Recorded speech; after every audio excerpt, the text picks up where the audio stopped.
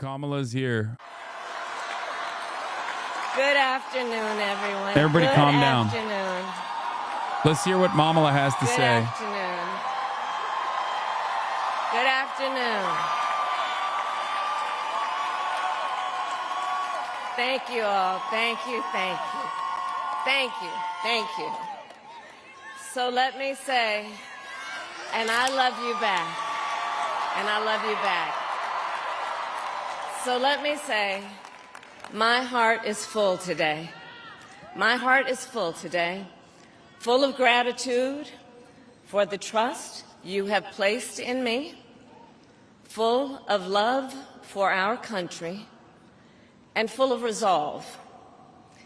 The outcome of this election is not what we wanted, not what we fought for, not what we voted for, but hear me when I say, the light of America's promise will always burn bright. As long as we never give up, and as long as we keep fighting, America's promise will always burn bright. L.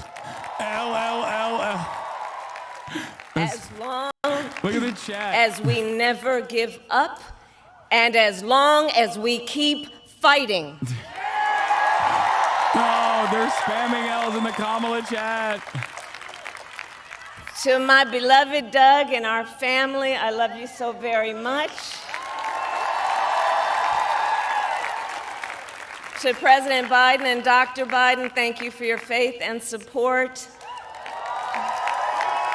To Governor Walz and the Walz family, I know your service to our nation will continue. And to my extraordinary team, to the volunteers who gave so much of themselves, to the poll workers and the local election officials, I thank you all. Why is she smiling? Look, I am so proud of the race we ran. Lost to an And the way we ran it. fascist. And the way we Stop ran it. smiling. Over the 107 days of this campaign, we have been intentional about building community and building coalitions. Bringing Guys, people she's smiling together because there's from going to be so many every walk Republicans of in the life cabinet. and background, united by love of country, with enthusiasm and joy in our fight for America's future. She wanted all the Republicans to be in the cabinet, and she got it. The knowledge that we all have so much more in common than what separates us. Now, I know folks are feeling and experiencing a range of emotions right now. I get it. But we must accept the results of this election. Earlier today, I spoke with President-elect Trump and congratulated him on his victory. I also told him that we will help him and his team with their transition, and that we will engage in a peaceful transfer of power.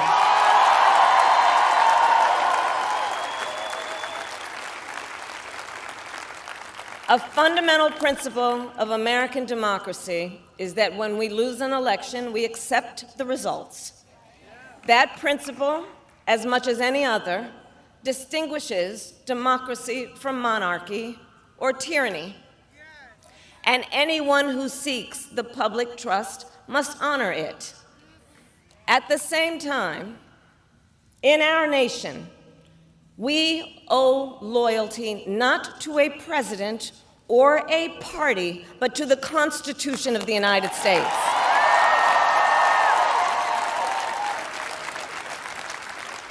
And loyalty to our conscience and to our God.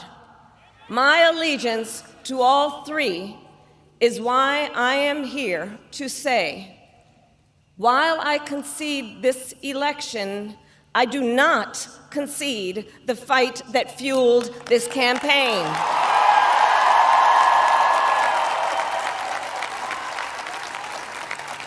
The fight for freedom, for opportunity, for fairness, and the dignity of all people. A fight for the ideals at the heart of our nation, the ideals that reflect America at our best. That is a fight I will never give up.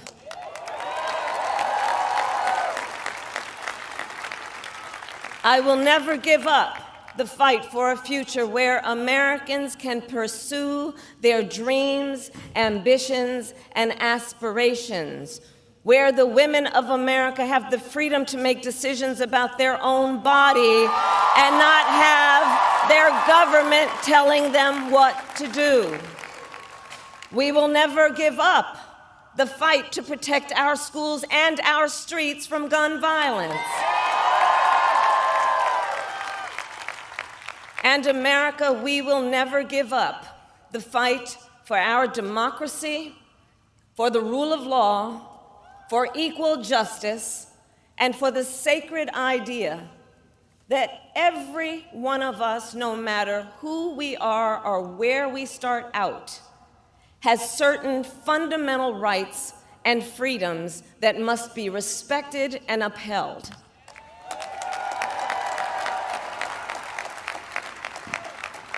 And we will continue to wage this fight in the voting booth, in the courts, and in the public square. And we will also wage it in quieter ways, in how we live our lives, by treating one another with kindness and respect, by looking in the face of a stranger and seeing a neighbor, by always using our strength to lift people up, to fight for the dignity that all people deserve. The fight for our freedom will take hard work, but like I always say, we like hard work. Hard work is good work. Hard work can be joyful work. And the fight for our country is always worth it. It is always worth it.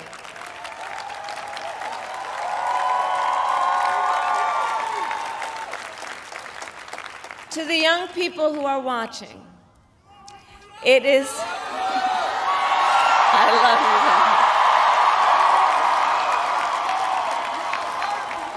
you. To the young people who are watching, it is okay to feel sad and disappointed, but please know it's going to be okay. On the campaign, I would often say, when we fight, we win. But here's the thing. Sometimes the fight takes a while. Angst for the 5 That doesn't mean we won't win. That doesn't mean we won't win. What are you talking about? Win what? The important thing is don't ever give up. Don't ever give up. Don't ever stop trying to make the world a better place. You have power. You have power. And don't you ever listen when anyone tells you something is impossible because it has never been done before.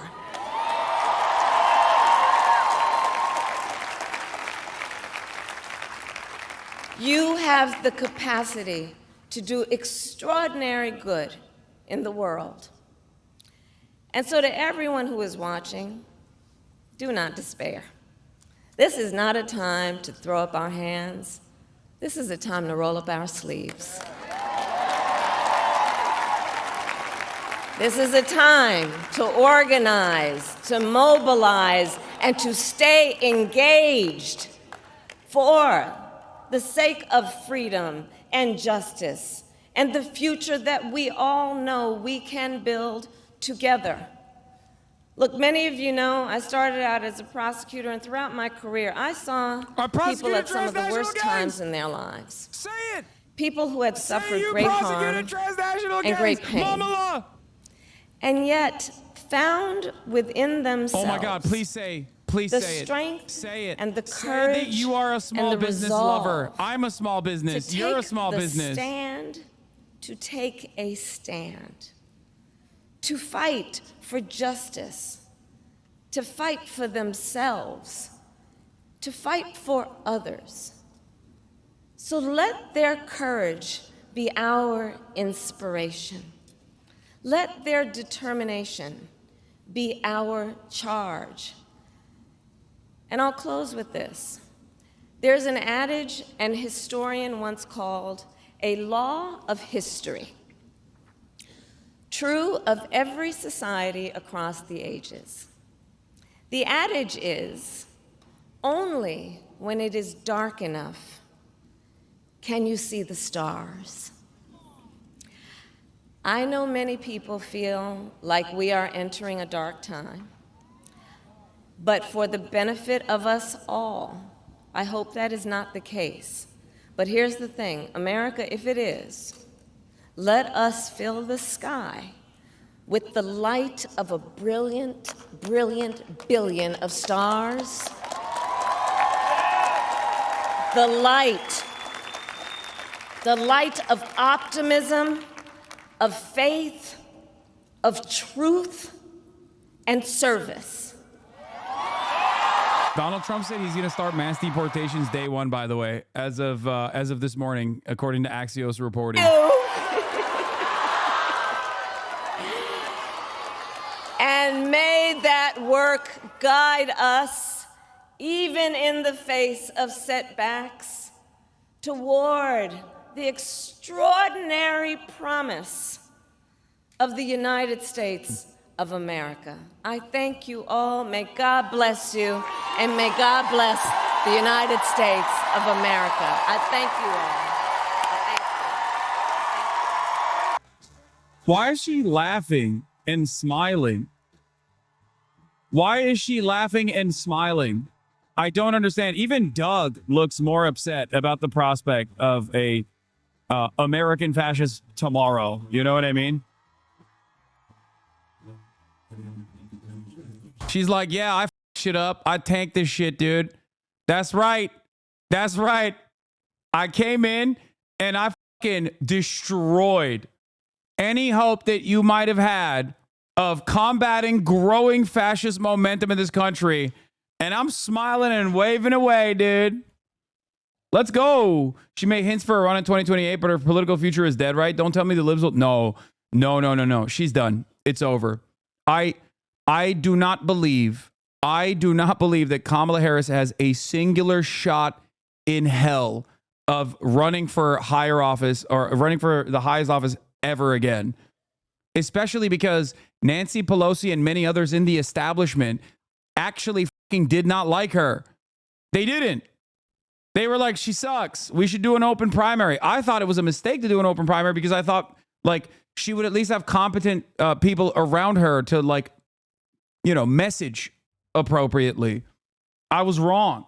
I'm sorry, but what are you saying? You wanted her to cry or what? The f do you mean? Demonstrate the appropriate emotion for the fucking time, okay? For the times that are ahead. You just lost to Donald Trump. You just lost to a motherfucking fascist like Donald Trump, who was already, he had lost once already. People didn't like him. He was a disliked person. And she's over here smiling and being like, yeah, that's right. Are we in imminent danger or not? Is Donald Trump a fascist or not? Can someone explain this to me? A brief history of presidential concessions. Trump has never explicitly conceded. The thing is, the Democratic Party's talent is so deep. The bench is deep, dude. There are a lot of guys like Timothy Waltz out there, okay? Tim Waltz is not the only guy. You got Gretchen Whitmer. You even have the likes of Big Boy Pritzker. There are a lot of people in the fucking deck ready to go.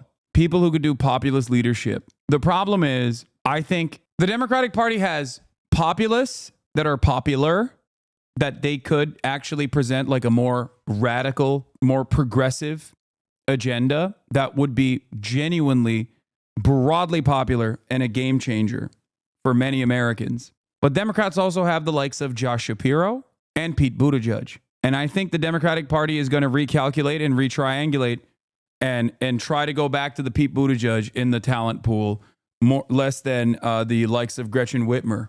That's what I foresee. Yeah, they're going to go with the Pete Buttigieg, Gavin Newsom, Shapiro route. young, more vibrant, better communicators, certainly more charismatic than the likes of Kamala Harris, for example, but people who are still going to be seen as establishment shills with new packaging. We shall see what happens, because these next 4 years are going to be pretty important in hopefully changing the attitude within the Democratic Party, because this spectacular failure should at the very least wake up some people who still have some level of decency and some level of interest in preserving the future prospects of the American Democratic Party, maybe stopping American fascism. I don't know. Or maybe there won't be another election. So there's that reality as well. Let's look at Bernie's statement. It should come as no great surprise that the Democratic Party, which has abandoned working class people, would find the working class has abandoned them. First, it was the white working class. Now it is Latino and black workers as well. While the Democratic leadership defends the status quo, the American people are angry and want change, and they're right. Today, while the very rich are doing phenomenally well, 60% of Americans live paycheck to paycheck, and we have more income and wealth inequality than ever before. Unbelievably, real inflation accounted for weekly wages for the average American worker are actually lower now than they were 50 years ago. Today, despite an explosion in technology and worker productivity, many young people will have a worse standard of living than their parents, and many of them worry that artificial intelligence and robotics will make a bad situation even worse. Today, despite spending far more per capita than other countries, we remain the only wealthy nation not to guarantee health care to all as a human right, and we pay, by far, the highest prices in the world for prescription drugs. We alone among major countries cannot even guarantee paid family and medical leave. We're the only one who can't do that. Today, despite strong opposition from a majority of Americans, we continue to spend billions funding the extremist Netanyahu government's all-out war against the Palestinian people, which has led to the horrific humanitarian disaster of mass malnutrition and the starvation of thousands of children. Will the big money interests and well-paid consultants who control the Democratic Party learn any real lessons from this disastrous campaign? Will they understand the pain and political alienation that tens of millions of Americans are experiencing? Do they have any ideas as to how we can take on the increasingly powerful oligarchy, which has so much economic and political power? Probably not. In the coming weeks and months, those of us concerned, he said, probably not. He's done.